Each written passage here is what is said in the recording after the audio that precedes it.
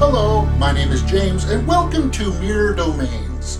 Today I want to talk about my worst movies of 2015. So to do that, I will bring up the list of movies that I've seen this year. That's a lot of movies. Let me fix this. And I'll put the list in the description below. So, okay, there are two things that I want to address before I get into it. One, yes, I haven't seen every movie. And if I saw 50 Shades of Grey, perhaps it would be on my list, but I know, from watching the trailers and such, that movie was not targeted towards me. So it's possible that, yes, it could have been my worst movie of the year. And then the second thing I want to talk about is, okay, there were movies that came out where I had higher expectations for them and they let me down, but they were not awful. Let me highlight some of them. Chappie, Tomorrowland, Poltergeist. I really like Sam Rockwell. I just wanted more out of that. And Selfless, movie that probably no one saw. All right, let's start off with my number 10 pick for the worst movie of the year. And that is The Last Witch Hunter. Yes, okay, I get it. Vin Diesel is not the best actor. And it really shows in this film. And it was just dull, painful to watch. I don't recommend it at all. Number 9, Jupiter Ascending. Yeah. This came from the people who made The Matrix. And they've been going on this downward trajectory. And this just keeps them going on that same trajectory. It's not that good, guys. Number 8, Focus. Oh, Will Smith and Margot Robbie. I watched it simply because of Margot Robbie, but it had a big error in it, and that was just, I don't buy it for a second. I don't buy that these two have to hustle. Okay, they have to hustle because they like it. I still don't buy it. No, it didn't work. I hated almost everything about that film. And it ends really stupidly too. Okay, number 7, Hot Pursuit. From the trailers of this, I thought it looked pretty funny. And I do like Sofia Vergara and Reese Witherspoon. But man, the jokes just never landed, and it just never found its place. Its pacing was just blah. And it was a huge letdown. All right, moving on to number 6. Insurgent, the Divergent series. The sequel to Divergent, which was actually not that bad. I enjoyed the first one. But this one was just so boring. People sitting around talking about things that they need to do without actually doing it. And it's supposed to have this romance in it. And it's just dull. A real dull movie. And I wanted more because this is supposed to be like the second part of this story, and it's just like it doesn't really do that much. All right. And that brings us to the top 5. Number 5 is an Eli Roth movie. Now, Eli Roth made 2 movies this year that were released, and I didn't want to put both of them on the list, even though both of them could have been on this list.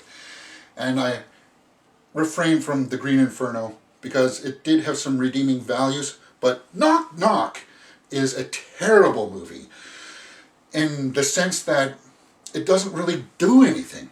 It has a premise where these 2 girls come into the house and torture this guy. And then about halfway through you realize that, wait a minute, is the director trying to tell me that I'm supposed to be rooting for these 2 girls? No way, man. It's not happening. Ugh, terrible. Absolutely terrible. Number 4. This is one that we should have all known that it's not going to be all that good, because we've had the history to know better. And that's Pixels with Adam Sandler. And why do I say that we should know better by now? Because like the people who made the Matrix movies, his career has been going up on a downward trajectory, and it's just not that good, man. This Pixels movie is terrible. If Josh Gad had any kind of upward momentum towards his career, this one killed it for me. I hated his character in this movie because he was just yelling everything and it just wasn't funny. And one of the stupidest things in the movie is that Hubert gets turned into a girl in the end, and it's just terrible. Like, some kid in the theater actually said, "This is stupid," and I couldn't agree more. Pixels is number 4. All right. Now, the top 3 all scored pretty low when I was looking at them. They had 1.5.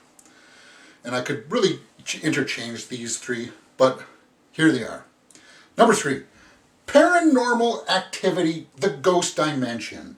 Now, I wasn't going to watch this originally, but it came across my my path, and I ended up sitting through the entire thing, and I felt so stupid afterwards that, I've had enough of this franchise. This franchise needs to stop. It's awful. Because it's the same movie, just recycled in a different place. No. All right. Number 2, Mortdecai.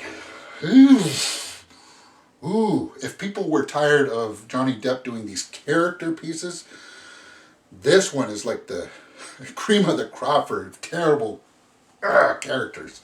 And, it's just cringeworthy watching him do this. And then to hear that he wanted to do this, and like it was just, I hated everything about it. It didn't feel like a real good effort from him.